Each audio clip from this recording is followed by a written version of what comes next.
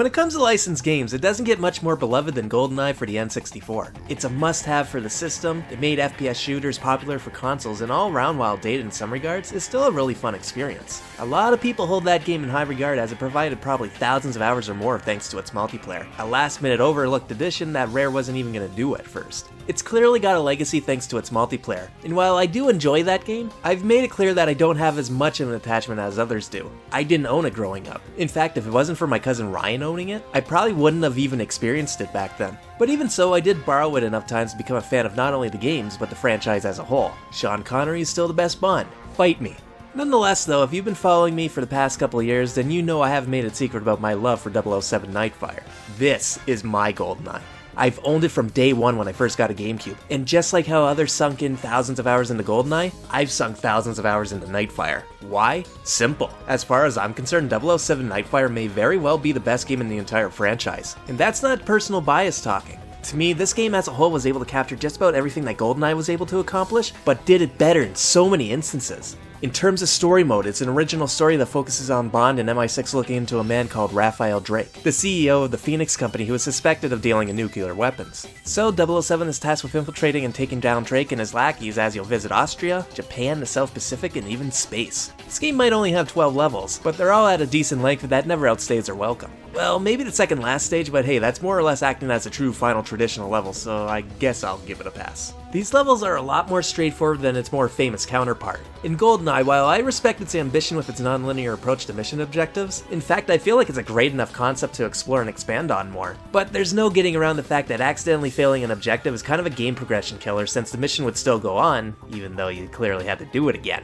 Again, arguments could be made for that style of game design and I probably wouldn't disagree, but I still enjoy this approach. Cause while yeah, progression is definitely a lot more linear here, you're still given options to go about it as you see fit. For example, in the mission The Exchange.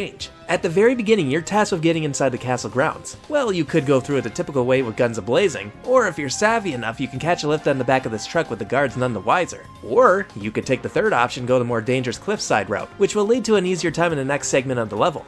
If Nightfire is good at anything, then it's rewarding its players for their curiosity. Not every level has multiple pathways towards the objective, but it's never going to feel like a hallway simulator. There's plenty of times to go out the beaten path for a new route, or even just for a hidden goodie like better guns. In terms of controls, no longer are the days of the one-stick setup. Though, if you still prefer the N64 style, you can still stick with the classic Bond control scheme, though it is still a better updated control scheme in general. Or, just like many of us will do, just go full-on modern controls. Those C buttons were converted to a C-stick for a good reason, and being able to play with a modern control scheme makes this game so much easier to come back to. Gunplay is just about what you expect. You aim, you shoot, and depending on the gun, it'll have different properties and features like automatics or scopes. One feature I always enjoyed though was the ability to set how some guns can work. Such as the shotgun, you can set it to auto for more rapid fire action, or you can set it to pump action where you have to cock it after each shot, but the shots are stronger in general because of it. It allows players to play how they really want to since you can choose between precision and just run and gun, and I love when games do give you the option to do so. But of course, this is a 007 game, and any good game in the franchise should be incorporating stealth. And while it might not be anywhere near as deep as Metal Gear Solid is when it comes to stealth mechanics, this game still does a decent job with it. Although, not every level was clearly created with stealth in mind. Sometimes it doesn't matter what the hell you do, some of these pricks will manage to spot you, even when it should be impossible. Yeah, fuck you.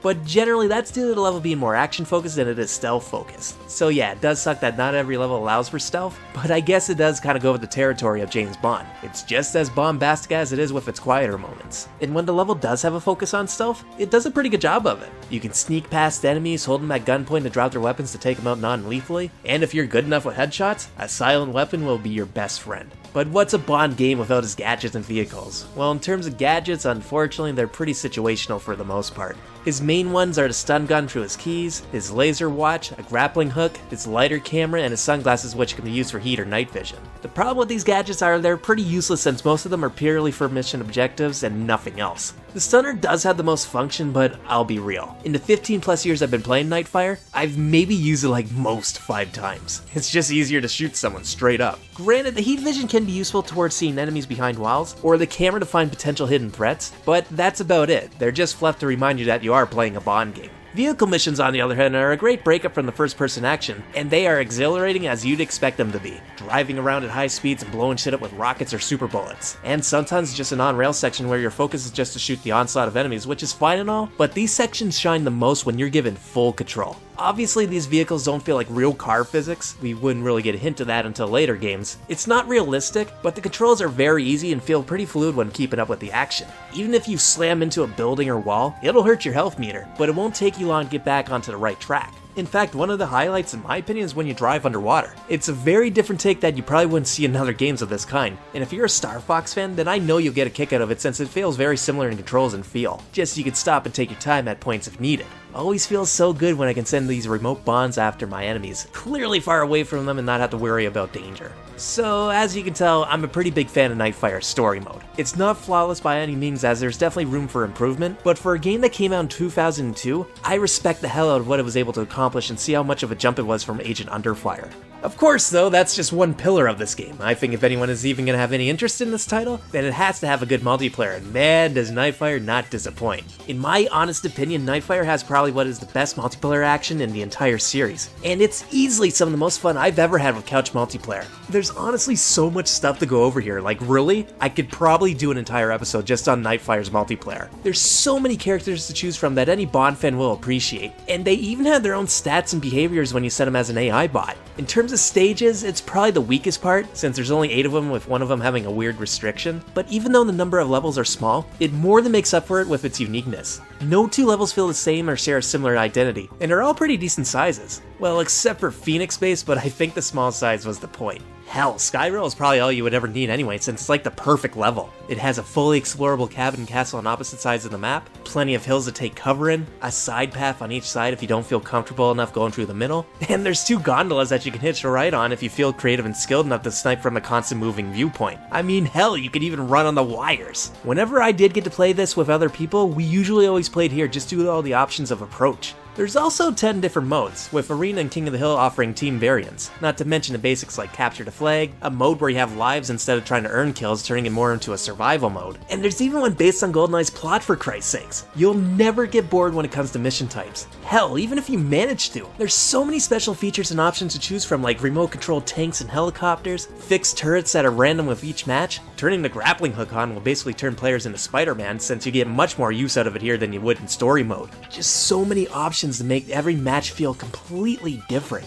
In the end though, none of these features mean a damn thing unless gunplay is actually fun to play as, and when it comes to Nightfire, you won't find a more original, unique, and plentiful weapon list than here. Whether it's the traditional stuff like pistols, automatics, assault rifles, sniper rifles, the golden gun, or even the more futuristic looking guns like the Samurai, which is a laser gun, or this hulking assault rifle / grenade launcher, or hell, all the explosive based guns like the Sentinel's Guide to rockets that break matches in half, heat-seeking rockets, grenade launchers, sticky bombs, or my favorite, the laser tripwire bombs, where if you're sneaky enough, you can place them in spots that your opponents will never see coming. You will never run out of gun options. I love just setting the weapon set to random and just seeing what you're gonna get. Sure, there are a couple stinkers like the smoke grenades or flashbang grenades since you'll never use them properly, but that's like 2 out of 26 weapons. And don't forget, like I mentioned earlier, many of these guns have alternate options to them, so there will never be a time where you can't play the way you want in multiplayer. And the best part is, this game was made during a time where cheat codes were still a viable option. So even if you don't have enough time to play through single player and unlock all the characters, modes, and features, just put in a couple codes under your account and you'll always have access to it. A feature I